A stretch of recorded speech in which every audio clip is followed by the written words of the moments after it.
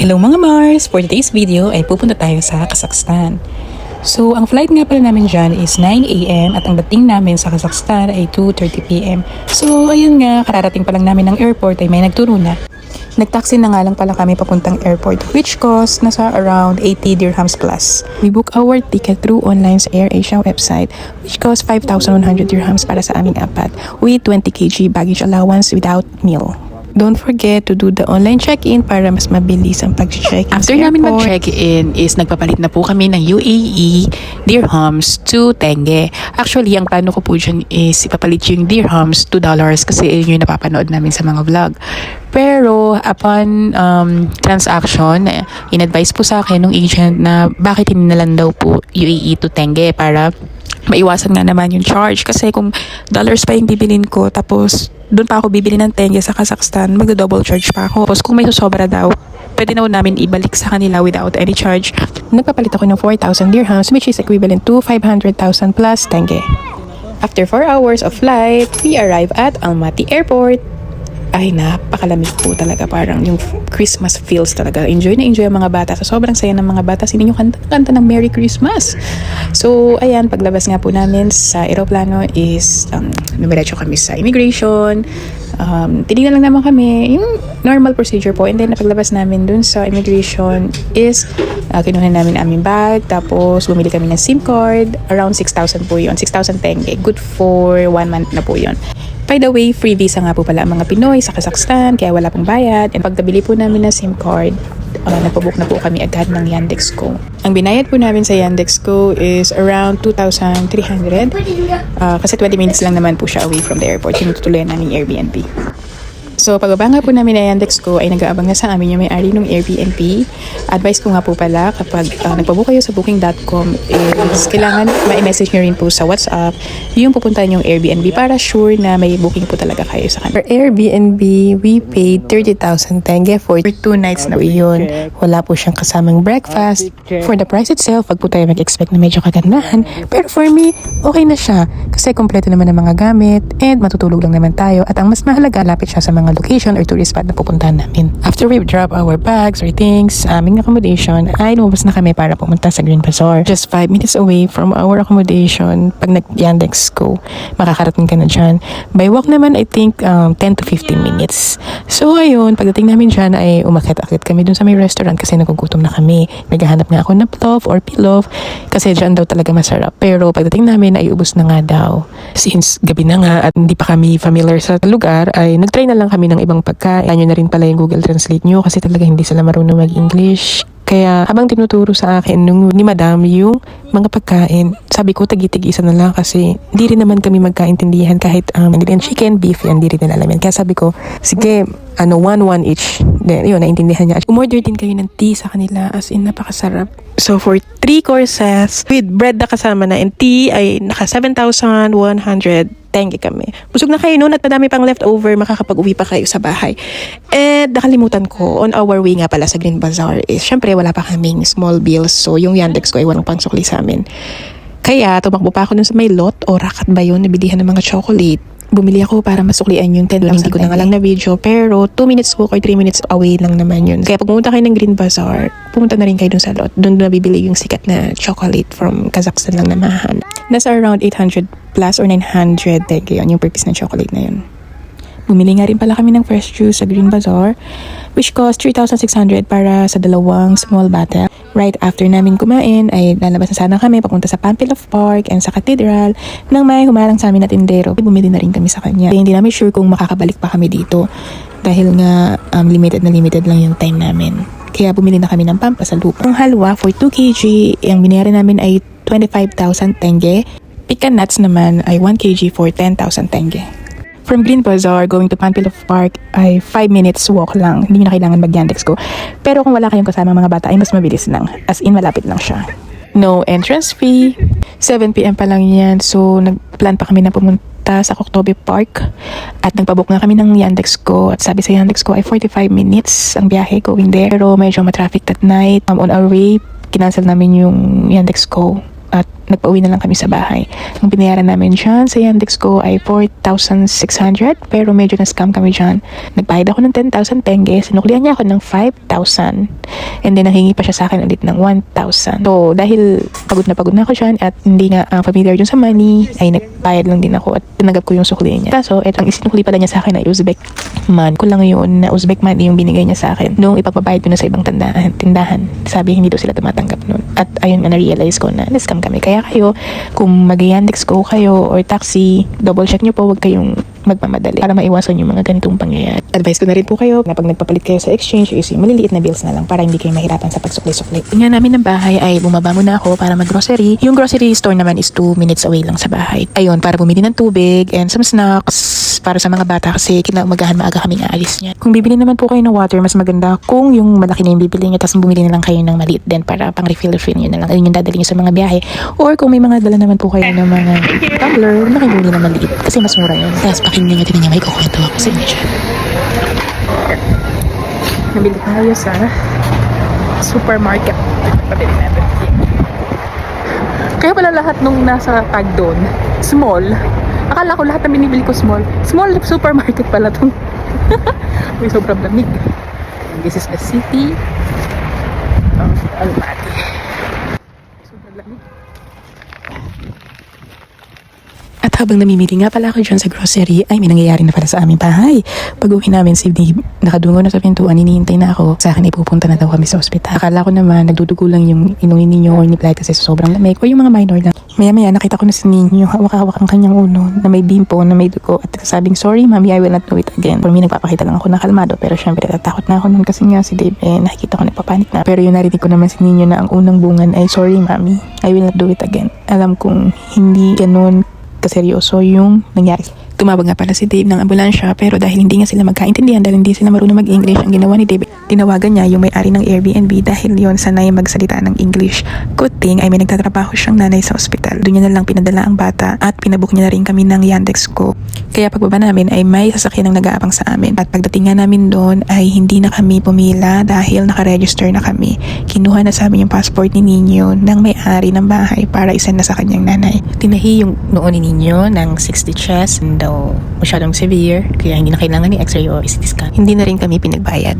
Around 2 AM nakabalik na kami ng bahay and tinanong din naman namin yung doktor kung pwede kami mag-tour kinabukas. Pumayag naman siya. So second day, ang aming itinerary is Kolsai Lake, Candy Lake, Black Canyon, and Sherin Canyon. 5 hours away nga pala to from the city. Kumuha kami ng tour package from Tour Kazakhstan. Nakita ko lang sa isang page na madaming nagre-recommend sa kanilang mga Pinoy, kaya sa kanila na din kami nagpabook. So, kinontak namin sila through Messenger at ang maganda sa kanila ay mabilis silang mag-respond and napaka-detailed nung isasend sa inyong mga itinerary and rates. So, initially, ang plan ay 3 days tour with them which cost around $650 without drone pero private car yung gagamitin with English speaker na tour guide. But while watching the vlogs, napansin ko na parang madali lang naman i-explore yung city.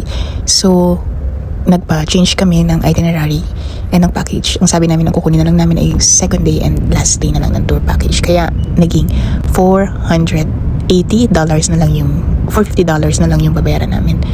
From the city is 5 hours away driving and may one stop over kayo para bumili ng breakfast and para na rin magwiwi sa isang gasoline station kasi sarado po yung mga bilihan ng pagkain kasi 5 AM kami umalis niyan kasi normally pag nagtutour sila 8 AM sila umaalis tapos mag-overnight na sila doon sa mga tourist destination na yun kasi nga mahaba yung biyahe pero since nga 3 araw lang kami sa Kazakhstan ay nag-customize kami ng aming itinerary. So imbis na mag-overnight doon para mapuntahan pa ibang destination ay ginawa namin 1 day para naman masulit namin. Kaya medyo ganun kamahal yung binayaran namin.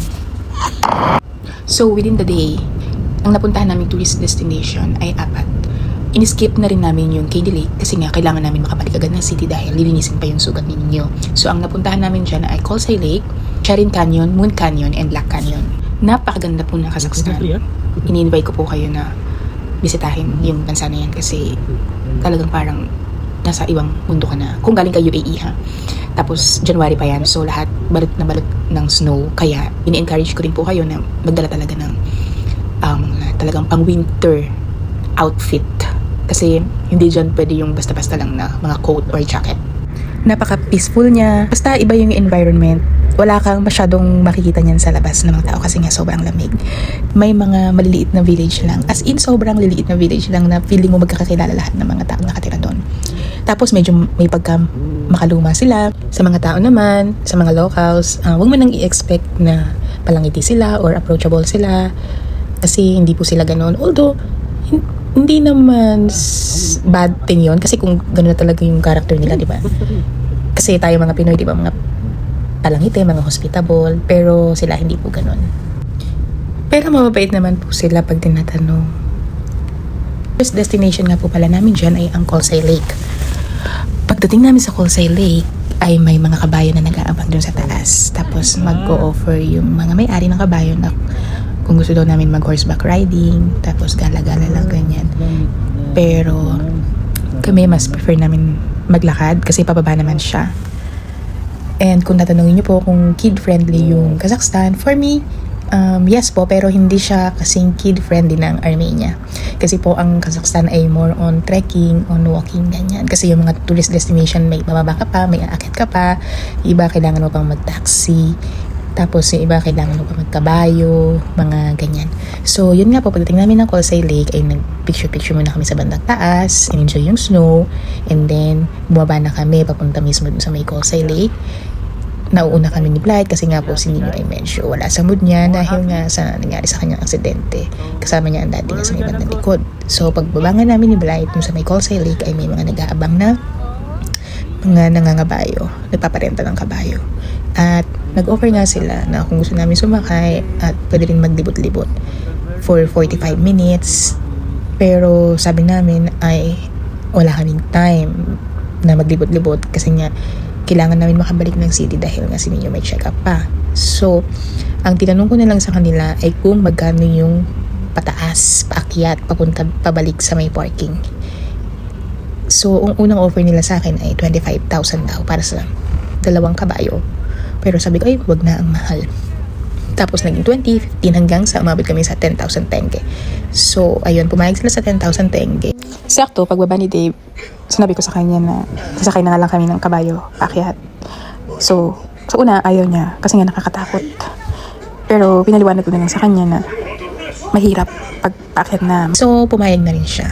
And then, nagpicture na kami ng konti dun sa may bridge. Umakyat na kami, sumakay na kami sa kabayo. At ang akala ko kung saan kami bumaba, doon din kami aakyat nang nakasakay sa kabayo. Kaya ang lakas ng loob ko. Yun pala, iba ang daanan ng kabayo. Doon kami dumaan sa Matarik. As in, bangin na yung gilid, yung nilalakaran ng kabayo. So wala na kami magagawa kasi nga nakasakay na kami. At hindi kami pwedeng magpakita ng natatakot dahil matatakot din yung 2 bata. Luckily, ang nakaka-proud na si Nino at si Blight naman, hindi sila natatakot. Talagang enjoy na enjoy lang sila sa kabayo. Samantalang ako napapadasal na at napapakanta na ako. Nang bless the Lord of my soul. Oh, so ayun, nakakamaka na ako. Tapos si Nino naman, sabi niya sa akin, Mommy, can you please stop singing the whole song, the whole lyrics? Sabi ko, why? Sabi niya, because you are just distracting the horse. Diba? Sobra siya. I highly recommend talaga po na sumakay kayo ng kabayo kasi for me, ito yung best experience namin sa Kazakhstan. Yung pagsakay sa kabayo. May thrill, may excitement, tapos makikita mo talaga yung view from the top. Hanggang dito muna po yung voice over ko. Enjoy the view po muna. Layo! We are riding a horse.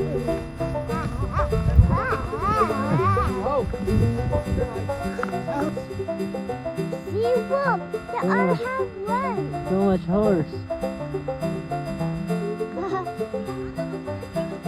Look at the white one. Yes. So much horse. Two horse. Two horse.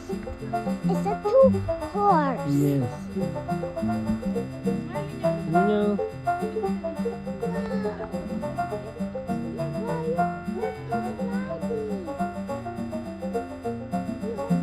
Riding the horse. Riding the horse. Bite is riding the horse. Bite is riding the horse. Look at Bite. right. Look at the camera. Wow. So big. So nice. Mike is riding the horse. I love it. You love it.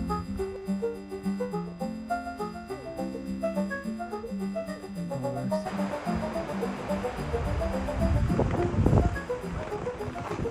So, after ng Coastal Lake, dapat punta pa kami ng Candy Lake.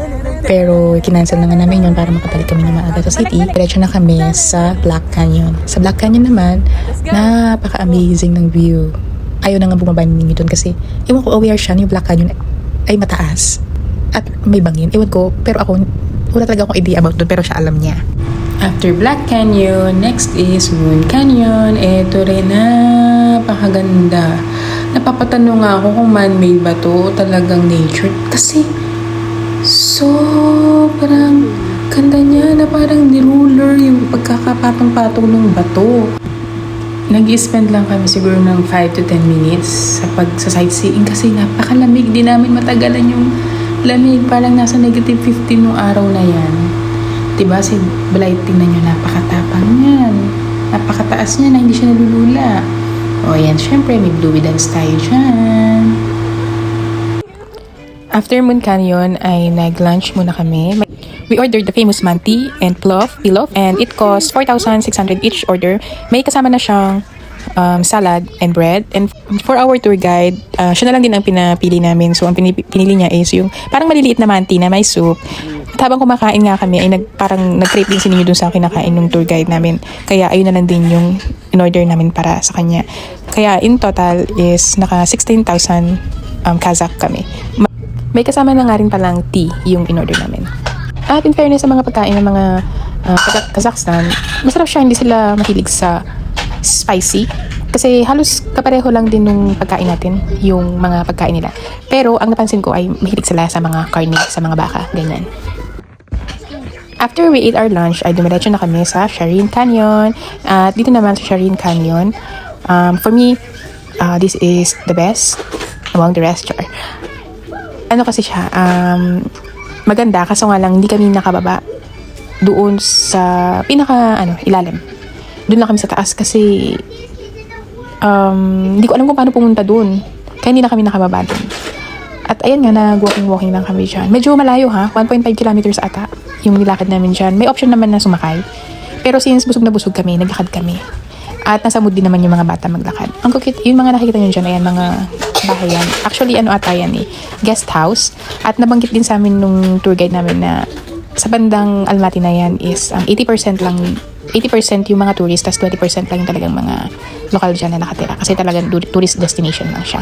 So, after Shireen Canyon, yan, umuwi na kami. Siguro around 2 p.m. or 3 p.m. Ayan, hindi na rin kasi talaga kami masyadong nagtagal kasi nga si Ninyo, nilinisin pa yung sugat sa ospital. So, all in all, experience is, masasabi ko, sulit. Pero, kung pupunta po kayo ng Kazakhstan, gawin nyo pong 4 or 5 days para mas masulit nyo po. Kasi, ang sarap niya maglakad dun mismo sa city. Ang dami nyong makikita. Tapos tabi-tabi lang din yung mga tindahan. So, marirecommend ko siya sa mga may bata rin na katulad namin. Kasi madali lang naman. Lalo na yung mga Yandex ko, mura lang naman. And yung pagkain din, nakakain din ng mga bata. Kailangan ba magdala ng stroller? Para sa akin, okay lang din naman magdala ng stroller. Pero mas maganda kung wala na lang kasi para ma-enjoy ng mga bata yung paglalakad. And yung snow. Pati kasi yung iba rough road, so medyo mahirap gamitin yung stroller. Yung mga bilihin naman, parang katulad lang din siya ng equivalent sa dirhams. Pero syempre, hindi mo na iisipin yun. Kasi nga, nag-tour ka, parang minsan ka lang naman dyan pumunta, minsan mo lang naman bigyan ng leisure yung pamilya mo, yung sarili mo. Kaya, go lang, minsan lang naman. Deserve yan ng asawa mo na nagtatrabaho and ng mga anak mo. Kasi kada lalabas kami, may gusto lang ipabili. Talagang sinasabi ko sa kanila, no, kasi hindi naman natin kailangan yung mga bagay na yan. So, dahil nakikinig naman sila, ayan yung reward nila sa amin ng kanya ng daddy. Na pag may gusto silang ipabili at hindi naman important, hindi naman sila nagwawala. Hindi nila pinipilit yung gusto nila. And maganda rin naman yung grades ninyo. At nagpapasalamat din kami dahil healthy ang aming pamilya. So, instead of using this money sa, yung pagpapagamot, pagpapa-hospital. Di ba, gamitin na lang natin sa pagtutour, sa magandang memories ng mga bata. And hindi natin alam kung hanggang kailan na tayo dito sa mundo. Trabaho man tayo na magtrabaho. Hindi natin alam kung kailan tayo giginawa, di ba? So stop and pause muna tayo. Kahit pa paano mag-enjoy naman. Huwag natin bugbugin yung ating mga sarili or huwag tayo masyadong mag-focus in the future kasi alam natin God will provide. Third day in Kazakhstan, ang schedule namin dyan ay Shimbula and babalik kami sa Green Bazaar kasi hindi namin masyadong na-enjoy yung first night namin doon. Kaya talagang minaximize namin yung oras namin. Siya nga pala, dapat itong last day na yan is part pa ng tour package ni Tour Kazakhstan. Pero last minute pinakancel namin dahil nga ang inclusion lang doon, ang last day ay Shimbulak Ski Resort and then itadrop na kami sa airport. Pero dahil nga gusto namin ni Dave na ma-experience pa namin yung Green Bazaar, is pinakancel na lang namin yun yung sa Tour Kazakhstan. At ayun, pinagkasya pa namin yung oras namin dyan sa Shimbulak Ski Resort and Green Bazaar. At ang maganda naman sa Tour Kazakhstan ay napaka-flexible nila and open sila sa mga changes without any charge. Kaya thank you Tour Kazakhstan. And so from 650, ang binayaran lang namin dyan ay $350. All in all na po yun. Wala na rin po kayong babayaran nun sa mga entrance fee ng mga tourist destination. Dito naman po sa Shimbulak Ski Resort ay nag-Yandex Go lang din po pala kami. Ang binayaran po namin ay nasa 2,000 plus tenge lang din po. At 8:30 AM po yung bukas ng ski resort. So medyo maaga po kami nakarating dyan. And kapag po pala magpapabook kayo sa Yandex Go, i-make sure nyo po na doon kayo ibababa mismo sa entrance ng Shimbulak Ski Resort. Kasi medyo nagkamali kami dyan. Inakit po kami doon sa medyo mataas pang lugar. Kaya bumaba ulit kami, naglakad kami. Ayan, double check nyo na lang po. Tapos po, pagpasok nyo po dyan sa Shimbulak Ski Resort ay magbabayad po kayo sa cashier. Ang entrance fee po dyan, actually not entrance fee. Ang babayaran nyo po dyan ay yung cable car or yung gondola. Ang binayaran po namin dyan ay 10,000 each person. Sa adult po ay 10,000 tenge. Balikan na po yun. Wag na wag nyo po ibabalik. Iwawala yung ticket nyo. Kasi pag nawala nyo po yung bibibigit kayo ng ticket. So all in all, kaming dalawa ni Dave ay 20,000 tenge plus si Nino 5,000 tenge. Balikan na yun. Si Blight naman po dahil 4 years old below pa siya ay free pa po siya. Mga 30 minutes din po yung nakonsume namin sa pagsakay sa cable car going up to the first station. Kaya hindi na kami pumunta dun sa second station. Yun, so pagbaba nga po namin ng first station ay nag-picture-picture. Tapos since inabot na kami ng mga 9 AM dyan, nag-breakfast na kami. In-order lang namin sila ninyo ng hot chocolate and some bread. And kami rin ni Dave, nagkape na lang kami siya kasi sobrang lamig. And then, ayan, konting, kain-kain lang kami dyan, in-enjoy yung view. Tapos naglaro-laro lang sila and light ng snow.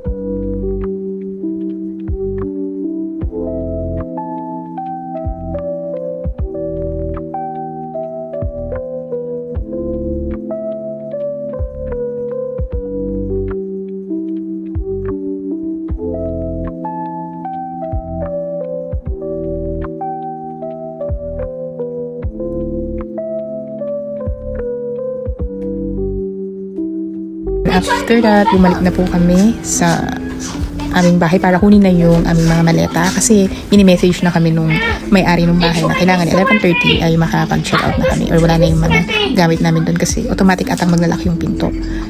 So, pagkakuha nga po namin ng aming mga gamit sa aming bahay ay hinayaan lang namin muna maglaro sila ninyo doon sa playground kasi may playground din po mismo doon sa tinuluyan namin para naman ma-enjoy nila yung snow. So, pagsakay nyo nga po pala ng gondola, don't worry po kung hindi kayo makapag-picture-picture agad or video kasi madami kayong kasabay niyan eh. Tsaka dapat mabilisan yung pagsakay nyo kasi agawan para mas mauna kayong makaakyat dun sa tuktok. Don't worry po kung hindi kayo agad makapag-video or picture kasi sa pagbalik nyo, ayan, pwede nyo nang solohin yung gondola nun. Kayo na lang yung nakasakay. Kaya dyan na kami nakapag-video and picture-picture. Kami na lang yung nakasakay niya sa gondola.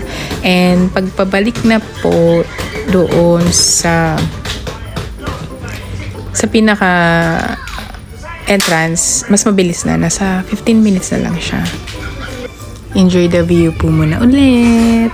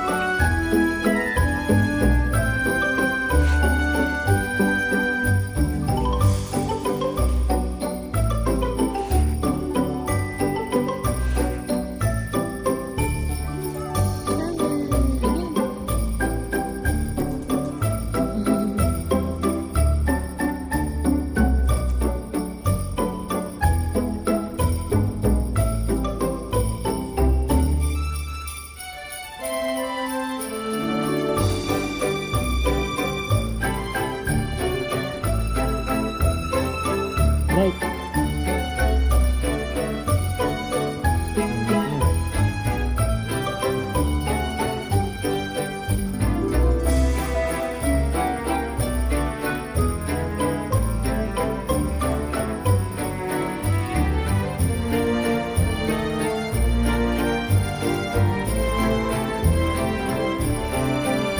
Slide. Yes, slide.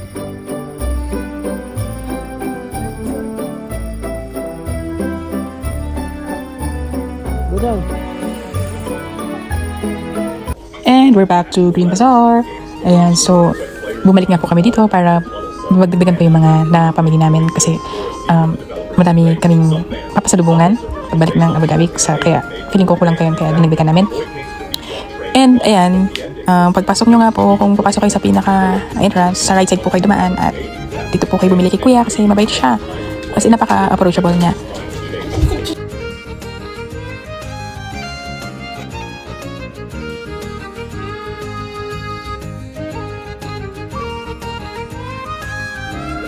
Yan, bumalik nga pala kami dyan para bumili ng tea at saka ng strawberry. And pwede nyo pong pwede po kayong humingi ng discount sa kanila. Pero wag naman nyo masyadong barat na barat kasi syempre ang hirap-hirap yun magtinda. Ang sasarap talaga ng mga pagkain dyan. Talagang alam mong fresh yung mga tinitinda nila. At kung bibigyan ako ulit ng chance, babalik ako dito sa Kazakhstan. Siguro mga spring naman or autumn. Ang sarap niyang balikan. Yan, dito sa section naman na to, mga cold cuts naman yan. Kasi ayan ata yung pinang-uumagahan nila. Mahilig sila sa mga cheese tsaka cold cuts. Ayan yung binigay sa akin ni Madama ay horse. Masarap naman siya. Horse salami yan. So, all in all, ang nagastos po namin sa tour na to, 3 days and 2 nights ay 9,100 dirhams. Kasama na dun yung ticket, yung tour package, and yung budget nyo for food and pasalubong. I would like to say thank you also to the doctors and sa mga staff ng hospital na nag-assist sa amin nung na-aksidente si Nino. And to those couple na nagta-translate sa amin para sa mga doctors, yung mga anak nila kasi dinala rin nila dun sa hospital dahil kailangan din ng stitch. Siya nga pala, ang isa rin sa binalikan namin dyan ay yung pilaf nga nila kasi hindi pa namin natitikman at Besh Barmak. Nag-take out na lang kami at doon namin kinain sa airport. At sulit na sulit yung pagbalik namin kasi madami yung serving and sobrang sarap nga niya. So that's it for our Kazakhstan tour. I hope maulit pa ulit to. Sana makahanap tayo ng murang ticket or package tour. Feeling ko mas maganda rin pumunta dito pag spring. Hindi nga po pala to sponsored wala lang. Gusto ko lang talagang ma-experience nyo yung lugar. Kaya hinihikayat ko po kayong pumunta. Thank you guys for watching!